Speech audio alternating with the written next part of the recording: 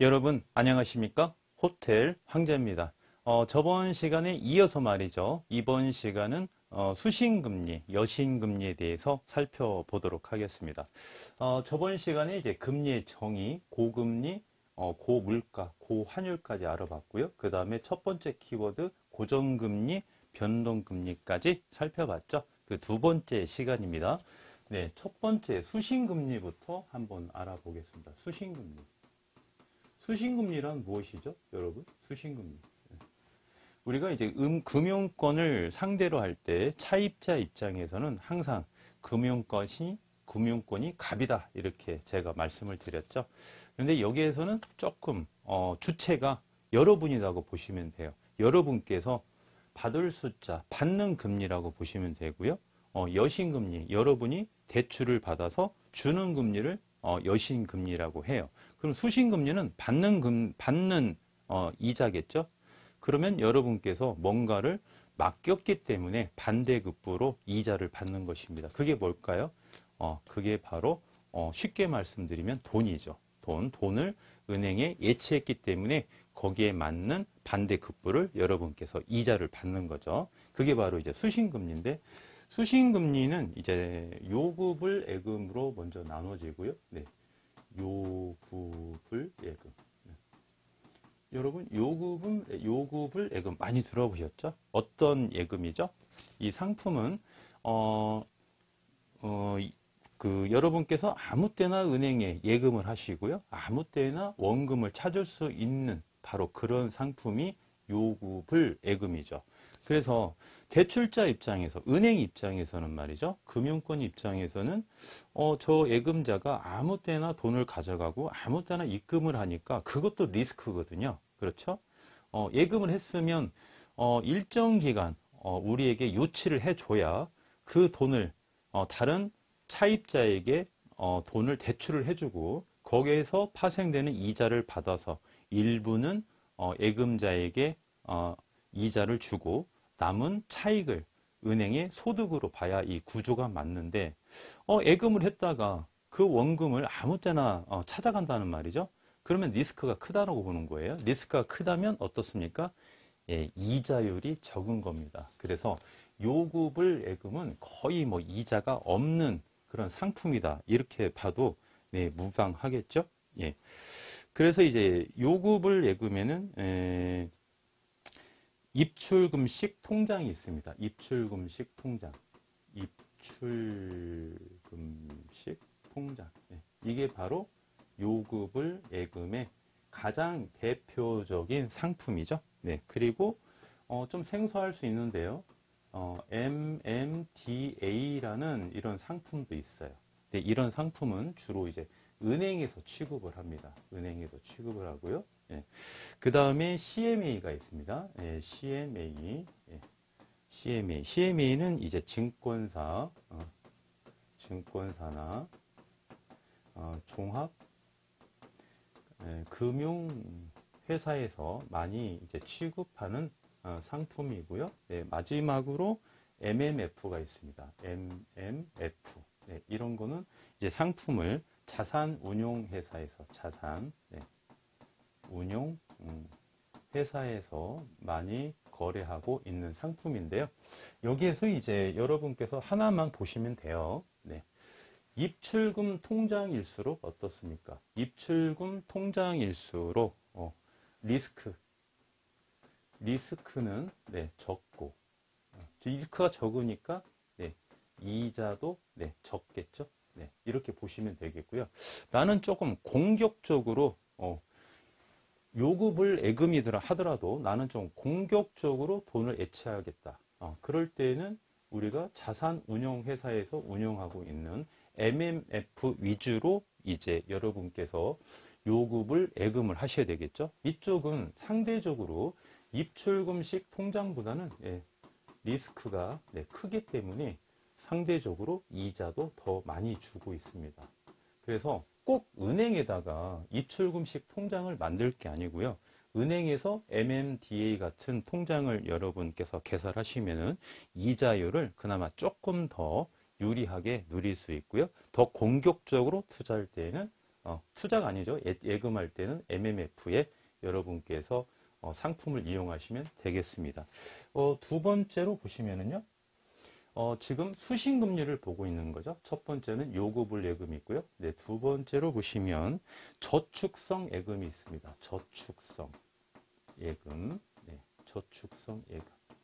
이 저축성 예금에는 여러분 이제 많이 애용해 보셨죠? 네, 정기 예금이 있습니다. 정기 예금. 정기 예금은 뭡니까? 정기 예금은 호텔 황제가 말이죠. 한 1억을 여윳돈이 한 1억 정도를 은행에다가 예치를 하고 싶어요. 이 돈 내가 조만간 안 찾아도 될 것 같아. 그 기간을 뭐 3개월, 6개월, 뭐 12개월 은행에 예치를 하고 나 돈 안 찾을게 약정을 합니다. 그러면 이자를 많이 주겠죠. 왜? 내가 3개월 동안 안 찾는다고 약정을 했으니까 그 1억을 차입자에게 대출해주고 거기서도 이자를 소득을 누릴 수 있지 않겠습니까? 그 이자를 누리니까 저도 일정하게 이자를 저도 받을 수 있는 거예요. 수신금리로서. 그래서 정기 예금이 조금 이자가 높고요. 그 다음에 또 이자가 또 높은 게 뭐가 있습니까? 예, 정기 적금. 정기 적금도 여러분 많이 사용하시죠? 정기 적금 뭡니까? 내가 매달 얼마씩 은행에 입금하겠습니다. 저에게 이자를 좀 주십시오. 제가 3개월 동안 또는 6개월 동안, 12개월 동안, 24개월 동안 약정된 금액, 뭐 10만 원이면 10만 원, 100만 원이면 100만 원, 뭐 1000만 원이면 1000만 원. 금액이 크면 클수록 제가 납입하는 금액이 높으면 높을수록 약정 기간이 길면 길수록 이자율은 더 높은 게 당연한 이치죠. 그렇게 해서 우리가 정기 적금을 통해서도 수신 금리를 누릴 수 있다. 네, 이렇게 보시고요. 이제 또 보시면은 마지막으로 ELD라는 상품이 있어요. 네, ELD는 주가 연계 예금 이렇게 쓰는 주가 연계 예금 이렇게 보시면 되겠고요. 그 다음에 이제 ELS가 있습니다. ELS 여기다 적어볼까요? 네, ELS 이거는 이제 주가 연계 증권입니다. 주가 연계 주가 연계 증권 주가 연계 증권. 일단은 여기서도 보시면 이제 리스크와 이자를 비교해 드릴 건데요. 예금보다는 그죠? 예금보다는 이제 주식이나 그죠? 증권이 들어가면 리스크가 일단 큰 거예요. 펀드가 들어가면 리스크가 더 큰 거고요. 자산운용회사에서는 주로 펀드를 운영하는 회사죠. 그래서 저축성 예금에 가까울수록 리스크는 적고 이자도 적고 정기 예금이나 저축성 예금, 정기 적금 같은 경우 그 다음에 ELS로 갈수록 증권 쪽으로 갈수록 리스크는 크기 때문에 상대적으로 이자는 높다. 그래서 안전하게 내가 저축성 예금의 수신금리를 누린다 했을 때는 정기 예금이나 정기 적금 쪽으로 가시고요. 나는 조금 리스크가 있더라도 조금 더 이자를 더 받고 싶다. 그럼 어느 쪽으로? ELS 쪽으로 증권을 연계하는 ELS 쪽으로 우리가 저축성 예금을 했을 때 이자율을 더 우리가 많이 누릴 수 있다. 이렇게 해서 수신금리 한번 알아봤고요. 그 다음에 이제 여신금리죠. 여신금리. 두 번째, 여신금리.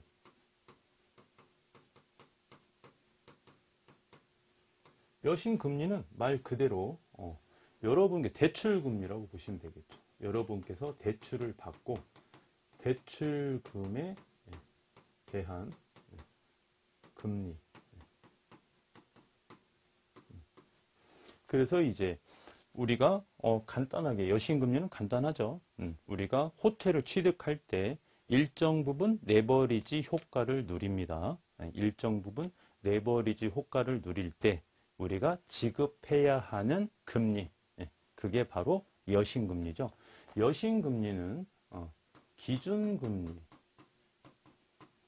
플러스 네, 추가 금리 이렇게 보시면 되겠습니다. 기준 금리는 한국은행에서 정하는 거죠. 한국은행에서 정해서 각각의 각각 금융권에 통보를 하고요. 이 금융권의 각각에 대한 기준 금리가 이제 정해지는 거죠.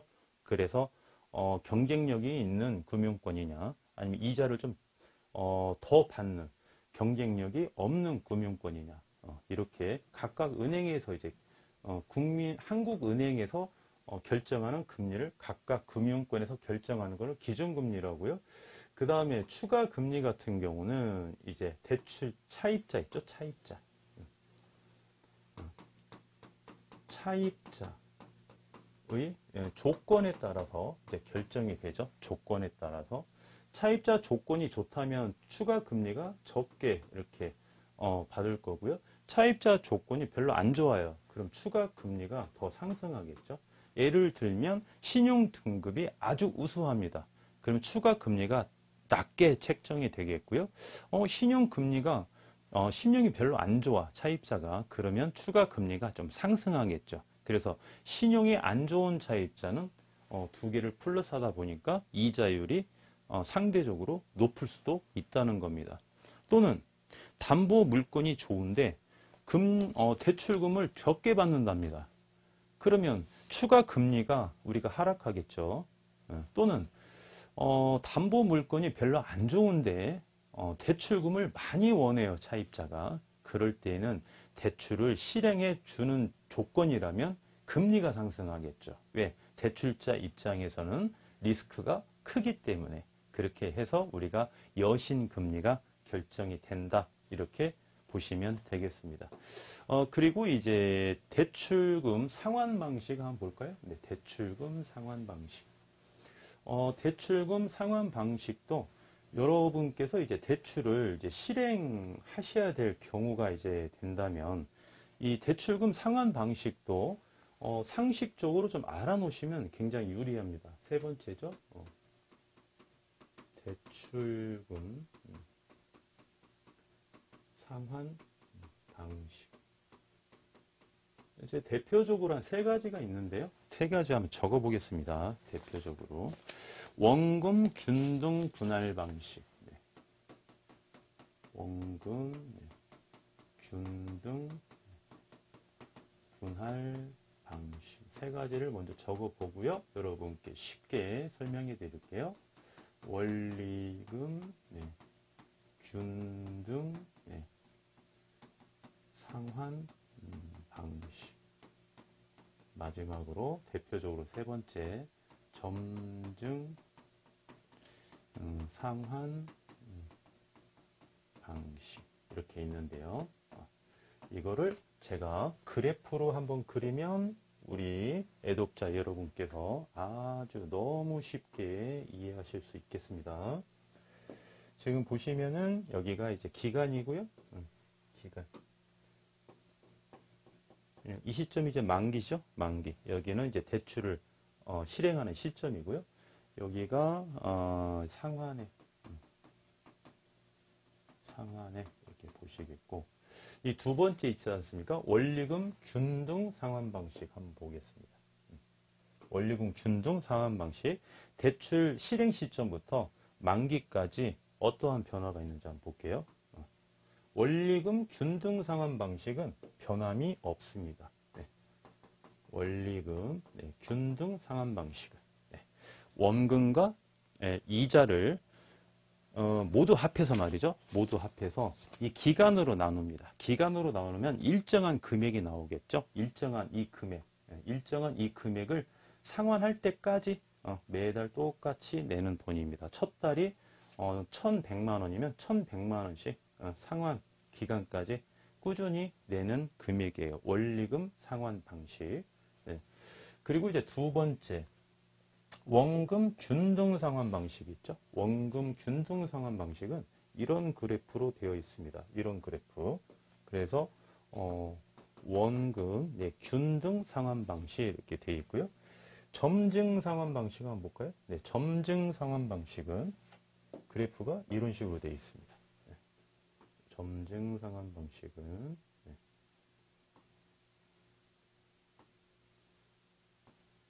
네, 이런 식으로 네. 이게 바로 점증 상환 방식. 점증 상환 방식. 그러면 무슨 차이가 있느냐? 과연 이 그래프를 보시면 무슨 차이가 있느냐? 대출 처음 초기 시점이죠. 초기 시점. 이 초기 시점이기 때문에 이 초기가 중요하죠, 여러분. 초기가. 네. 이 초기에 부담해야 될 금액이 어떠한 차이가 있냐고 보는 거죠. 이 초기 시점에. 네. 이게 초기 시점이죠. 네. 이렇게 보시면 이제 좀 이해가 가시나요, 여러분? 초기 시점에 우리가 이제 부담해야 될 금액이 점증 상환 방식은 가장 낮고요. 그 다음에 원리금 상환 방식, 원금 균등 상환 방식이 가장 낮죠. 상환해야 될 금액이. 그 초기가 가장 리스크가 크다고 그랬죠. 오픈 초기가.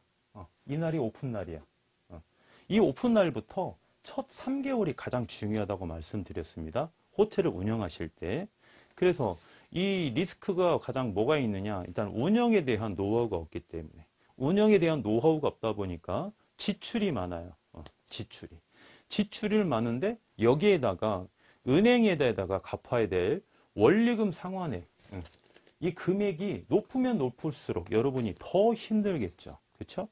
그래서 초기에는 조금 적게 주다가 나중에는 우리가 어느 정도 운영이 원활하게 조금 노하우도 생기고 말이죠. 안정화가 됐을 때 좀 많은 금액을 주는 게 더 유리하겠죠. 그런데 이거는 은행에서는 리스크가 큰 거죠. 역설적으로. 왜? 나중에 받는 돈이 많으니까. 처음에 받는 돈이 많아야 은행에선 유리하겠죠. 그러면 은행권에서는 원금 상환 방식을 여러분에게 요구할 수도 있어요. 은행 입장이니까. 여러분 입장은 점증이고. 그래서 통상 우리가 은행에서 말이죠. 상환 방식을 결정할 때 거의 뭐 95% 이상은 전부 다 원리금 균등 상환 방식을 채택해서 우리가 은행에 납입을 합니다. 납입을. 그러면 여러분께서 지금 여기에서 팁을 또 하나 드릴게요. 굉장히 중요한 팁인데 여러분께서 은행에다가 주는 금액이 원리금이죠. 네, 원리금이에요. 이 원리금을 은행에다가 매달 줘야 되는데 이 원리금이 원금 상환 방식, 원리금 상환 방식, 점증 상환 방식이 있어요. 여기에 원금과 플러스 이자액이죠. 이자액. 그죠? 그럼 만약에 우리가 쉽게 봤을 때 12억을 대출을 받았습니다. 12억. 그러면 매달 1억 플러스 이자액을 줘야 되겠죠. 이자액. 그죠? 보통 통상 1년이니까 기간이 1년. 그러면 은행에다가 우리가 1억 플러스 알파를 줘야 돼요. 알파를. 그럼 부도가 납니까? 안 납니까? 제가 운영해도 부도 납니다. 그럼 경매 넘어갑니다. 그렇죠? 매출을 과연 얼마를 올려야 이자 주고 원금 주고 각종 인건비 주고 공과금 주고 어떻게 버티지를 못하죠. 그렇죠? 네, 그래서 그런 부분은 은행에서 더 잘 알고 있어요. 그래서 항상 은행은 말이죠. 은행에 갑이라 할지라도 차입자에게 호텔을 운영하고자 하는 차입자에게는 항상 그런 적용을 합니다. 무슨 적용을 하냐면 많은 원금을 상환하라고 요구하지 않아요. 만약에 이금융으로 한번 기준으로 한번 해볼까요? 이금융권. 이금융권에 20억을 대출을 받았어요. 여러분께서. 그러면 1년, 약정 기간은 1년 이렇게 하고 그 다음에 이제 이자율이 적용이 되겠죠. 이자율. 예를 들면 뭐 5.9% 이렇게 적용이 됐어요. 뭐 다른 구체적인 사항도 있겠지만 그러면 원리금을 이제 결정을 했죠. 원리금 균등 상환 방식을 이제 결정을 했습니다. 그러면 매달 여러분께서 줘야 될 원리금은 얼마냐? 이렇게 따졌을 때 20억 나누기 12 해서 원금. 그죠? 플러스 이자액. 이렇게 하면 어떻다? 차입자가 망한다. 그렇죠? 네. 이렇게 원하지 않아요. 이렇게 원하지 않고 20억에 대한 여기다 써볼까요? 이자액은 20억 곱하기 이자율이겠죠? 이자율. 연 5.9%. 그죠? 그러면 이자액이 나오겠죠? 그럼 과연 원금, 이거는 뭐 불변이죠. 그죠? 그러면 원금을 얼마 상환하느냐? 원금은 1년에 예를 들면 계산하기 쉽게 6천만 원. 6천만 원만 상환하세요. 그러면 6천만 원만 상환하면 1년 후에는 원금이 얼마가 남죠? 19억 4천만 원이 남죠? 19억 4천만 원. 1년 후에 여러분께서 연장을 하셔도 되고, 대환을 하셔도 되겠죠. 다른 은행으로. 근데, 연장을 하실 때는 이제 원금은 상환 안 하시고, 19억 4천에 대한 이자율만 곱해서 그 이자만 내는 겁니다. 2년 후부터는. 그쵸? 그래서, 이렇게 했을 때, 첫 12개월은 원금 6천만 원이니까 한 달에 500만 원이죠. 네. 500만 원 플러스 20억에 대한 이자율. 이게 이제 매달 상환해야 될 원리금이 되겠죠. 네. 이렇게 운영을 하셔야 매출이 나왔을 때 운영에 대한 필요 경비 지출하시고, 그 다음에 이 정도만 원금을 상환하셔야, 내가 순수익도 좀 누릴 수 있겠죠. 물론 이 돈도 순수익입니다. 500만 원도. 그렇죠? 원금을 갚는 돈이니까 이거는 지출이죠. 지출. 필요 경비예요. 이런 구조로 되어 있습니다, 여러분. 이거는 하나 여러분께서 메모를 해 놓으시면 좋을 것 같아요. 그래서 대출금 상환 방식에 대해서 세 가지를 알아봤는데, 통상 원리금 상환 방식을 한다.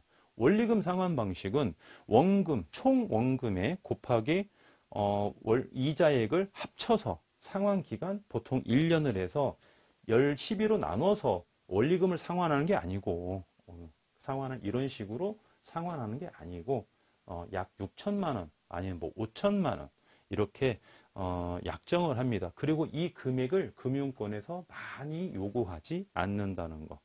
이렇게 해서 원리금이 책정이 되고 1년이 초과됐을 때에는 이제 거치식, 우리가 통상 그렇게 이야기하죠. 거치한다. 19억 4천원 거치하고 이자만 내고 이제 2년 또 이제 1년 또 약정을 하는 거죠. 이런 식으로 하기 때문에 우리가 은행에서 대출금을 받아서 최대로 레버리지 효과를 누리면서 운영하실 때 그렇게 원리금에 대해서 크게 부담을 갖지 않아도 된다. 이렇게 보실 수 있겠습니다. 여러분 이해 가시죠? 네, 이렇게 보시고요. 그 다음에 이제 예금자 보호제도 한번 볼게요. 예금자 보호제도는 아주 뭐 가벼운 이야기고 여러분께서도 좀 많이 아시는 이야기인데 좀 더 정확하게 여러분께서 한 95%는 다 알고 계실 거라 사료 되는데 100% 알고 계시게끔 제가 정확하게 키워드를 한번 잡아 드리겠습니다. 네 번째 예금자 보호제도. 예금자 보호제도. 이건 간단한 거니까 제가 바로 짚고 넘어갈게요. 예금자 보호제도, 이게 이제 무슨 제도냐 이렇게 보시면 이제 우리가 이제 은행에서 말이죠. 은행에다가 우리가 각각 돈을 이제 예치해 놓습니다. 예치를 해 놓고 어떤 금리를 받죠? 우리가 수신금리를 받죠. 예치한 만큼. 또 여러 가지 상품이 있다고 아까 설명을 해 드렸습니다. 그런데 그 은행이 부도가 날 수도 있겠죠. 부도가. 그러면 내가 은행에다가 맡겨놓은 돈을 어떻게 해야 되느냐, 보호할 수 있느냐, 이게 바로 예금자 보호제도죠. 네, 정부에서 은행에 이제 규제를 하는 건데, 그 이제 1금융권 1금융권은 정부에서 직접 보호를 해줍니다. 정부에서 이렇게 보호를 해주고요. 1금융권을 제외한 이제 2금융권 같은 데 있지 않습니까? 저축은행. 이런 데에서는 원칙적으로 정부에서 보호해주는 게 아니에요. 정부에서 보호해주는 게 아니고, 우리 그 사무실이 종로 가까이 있는데, 그 대각선으로 보면은 이 건물이 보이거든요. 예. 예금 보험공사. 보험공사라는 이렇게 건물이 있어요. 저희 사무실 옆에. 이거는 이제 공공기관이죠. 네, 공공기관.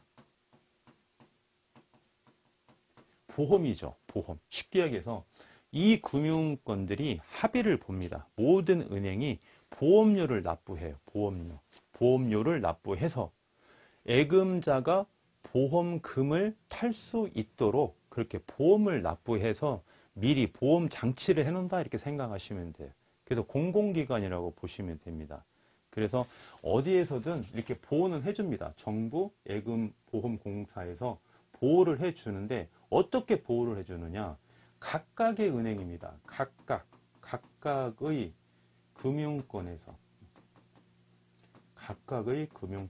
예를 들면 제가 1금융권에 통장이 3개가 있고요. 각각 다른 은행이에요. A, B, C 다른 은행에 3개의 통장이 있고 그 다음에 저축은행에 또 A, C, D 저축은행, E 저축은행 해서 각각 다른 은행에 5개의 통장이 제가 있습니다. 그러면 각각의 은행에서 최대 5천만 원까지 보호를 해주는 제도입니다. 이 돈을 나한테 다시 주신다는 거예요. 누가? 정부나 예금보험공사에서. 최대 5천만 원은 이것도 하나 정확히 알고 계셔야 돼요. 원금 플러스 이자액이 5천만 원입니다. 네, 원금이 뭐고 이자액은 여러분 이제 이해 다 하셨죠? 그렇게 해서 최대 5천만 원이에요. 예를 들면 내가 A은행에 원금을 내가 4,800만 원을 예금을 했고요. 계속 이자가 좀 많이 쌓였습니다. 그래서 한 500만 원 정도 이자가 쌓였어요. 안 찾고 있었어. 합쳐서 5,300만 원이야. 이 은행이 부도가 났네. 그러면 이 은행에서는 어떻다? 5,300이 아니고 5천만 원만 보호해 준다는 겁니다. 여러분, 이게 바로 예금자 보호 제도예요. 예, 간단하게 한번 알아봤고요. 이제 갈수록 중요한 키워드 나오죠? 네, 금리 인하, 금리 상승. 5번째 한번 볼게요. 금리 인하, 금리 상승 보겠습니다. 그 첫 번째가 금리 인하. 금리는 언제 인하하느냐 이렇게 한번 보겠습니다. 금리는 언제 인하하느냐. 금리는 언제 인하할까요, 여러분? 그러면 금리 인하 시 어떨 때 이거를 우리가 금리를 인하하느냐 이걸 한번 살펴보시면은요. 경기가 침체시죠. 예. 경기 침체시. 왜 그럴까요? 경기가 침체했다는 거는 돈의 회전이 없다는 겁니다. 통화량의 회전이. 돈이, 화폐가 우리 회전을 해야 되거든요. 이 돈이 정부에 갔다가 기업에 갔다가 또 가게에 갔다가 또는 가게에서 기업으로 갔다가 기업에서 정부에서 가게로 이렇게 좀 돈이 회전이 돼야 되는데 통화량이 회전이 안 된다는 거예요. 왜? 통화량이 적기 때문에 그렇다는 겁니다. 그러면 이 금리를 낮췄어요. 그러면 대출이 좀 쉽겠죠. 그렇죠? 기업이나 일반 가게에서 대출이 쉽게 하기 위해서 금리를 인하해 주는 겁니다. 경기가 침체 시기에. 그럼 통화량이 증가되겠죠. 통화량이 증가합니다. 돈이 시중에 많이 돈다는 거예요. 돈이 시중에 많이 돌면 어떻습니까? 경기가 이제 활성화가 되는 거죠. 경기가 활성화가 됩니다. 경기가 너무 활성화가 됐어. 그렇죠? 너무 활활 타오라. 활활 탈 때는 또 어떻게 해야 되죠? 경기를 조금 워워워 해야 되겠죠. 경기를 조금 숨을 주게 됩니다. 경기를. 그럴 때는 어떻게 합니까? 경기가 너무 활성화되면 화폐 가치가 하락하니까. 화폐 가치가 하락해. 왜 하락하죠? 시중에 돈이 너무 많이 도니까 10만 원 주고 살 거 12만 원 주고 산다는 거죠. 그래서 화폐 가치가 하락하게 되면 그러면 이제 금리를 인상하는 거죠. 다시 금리를 인상. 금리를 인상하면 어떻게 됐습니까? 이자액만큼 돈을 회수를 많이 하겠죠. 그리고 대출 받으려고 하는 사람이 많이 줄어들겠죠. 그렇죠? 현재 여러분 어떻습니까? 지금 금리가 상승이 된 상태에서 어떻습니까? 대출 많이 안 해주죠? 그 이자액 어떻습니까? 부담스럽지 않습니까? 네, 그렇게 지금 되어 있는 겁니다. 그런데 현 시국은 좀 이상한 관점이 있어요. 왜 그러느냐? 이게 통상 경기라고 한번 봐요. 현재 통상 사회 통념상 보통 수준의 경기라고 봅니다. 평균치라고 봐요. 그런데 우리가 코로나19 때문에 예전에 지금도 역시 뭐 적용되는 거지만 평균치보다 한참 하락했어요. 경기가 한참 하락했어요. 그런데 여기에서 코로나19 때문에 더 하락한 거죠. 경기가 더 하락한 거예요.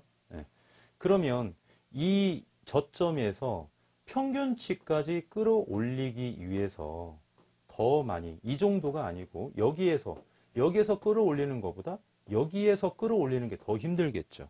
그러니까 통화량이 이만큼 더 증가했다는 거예요. 통화량이. 통상 통화량보다 이만큼 더 통화량이 증가했다는 겁니다. 코로나19가 아니면 평균치에서 경기가 이만큼 하락했어요. 그러면 이만큼만 플러스해서 통화량을 증가시키면 평균치만큼 끌어올릴 수가 있거든요. 그런데 코로나19 때문에 이만큼 시중에 돈을 이만큼 더 증가시켰다는 겁니다. 이만큼 더 증가. 1.5배 내지는 2배, 3배 이렇게 증가를 시켜서 평균치까지 끌어올리려고 통화량을 증가시켰다는 겁니다. 그런데 경기가 호전됐습니까? 그렇게 호전되지도 않았어요. 근데 통화량은 증가했습니다. 그럴 때는 어떻게 해야 될까요? 그래서 이 회계학에서는 딱 수치로, 경영학에서는 수치로 딱 나오지만 이 경제학은 말이죠. 1 플러스 1이 3이 될 수도 있고 5도 될 수도 있고 마이너스 2가 될 수도 있거든요. 그 경제학자들이 그렇게 힘들다고 해요. 한 치 앞을 볼 수 없는 게 경제다. 미래의 불확실성에 대해서. 그러다 보니까 지금 미국에서 금리를 인상시키기 때문에 다른 나라들도 무조건 인상을 시킬 수밖에 없는 현황이거든요. 우리나라도 지금 경기가 그리 좋지 않지만 금리를 인상할 수밖에 없는 그러한 상황이다. 그러니까 지금 피부로 여러분들이 느끼는 게 고금리, 고물가 이런 거를 지금 현재 피부로 느끼고 있는 거예요. 왜? 가처분 소득이 그만큼 하락했기 때문에. 그래서 금리 인하 시에는 이런 정책을 펴고 있다. 이렇게 보시면 되겠고요. 반대로 이제 경기가 두 번째로 이제 금리가 상승 시에는 어떠한 정책이 펼쳐지나 한번 보겠습니다. 두 번째 금리 상승 시 이때에는 어떻습니까? 경기가 호황이라고 말씀드렸죠. 경기가 호황입니다. 경기가 좋을 때 금리를 상승시키는 겁니다. 왜? 통화량이 이제 감소를 시키기 위해서. 거꾸로죠. 통화량을 감소할 목적으로 금리를 이렇게 상승을 시키죠.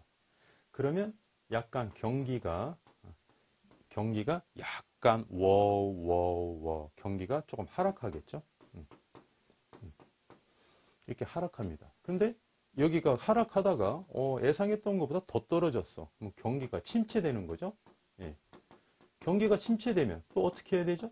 경기가 침체되면 다시 통화량을 증가시키는 거죠. 통화량을 증가시켜서 경기를 활성화시켰어. 이런 구조로 금리 인하와 금시 상승은 거의 같은 개념이라고 보시면 돼요. 계속 같은 방향으로 계속 돌아가는 겁니다. 계속. 그래서 우리가 이제 이런 그래프 많이 보셨죠? 좋아졌다, 안 좋아졌다. 이렇게 보시는 거죠. 물가는 어떻습니까?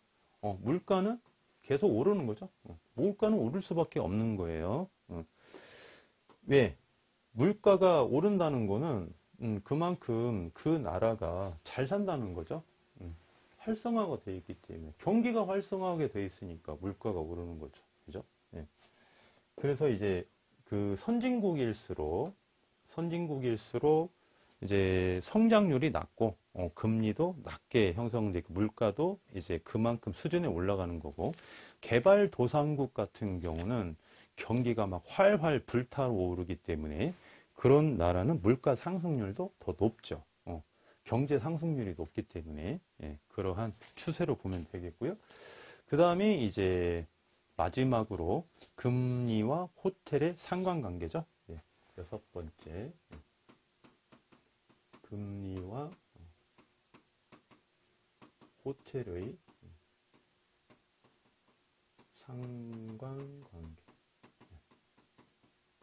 우리는 이제 호텔이기 때문에 좀 여기에 주목할 필요가 있습니다. 잠깐 쉬었다가 말이죠. 이 마지막 키워드 여러분께 브리핑 드리겠습니다. 감사합니다.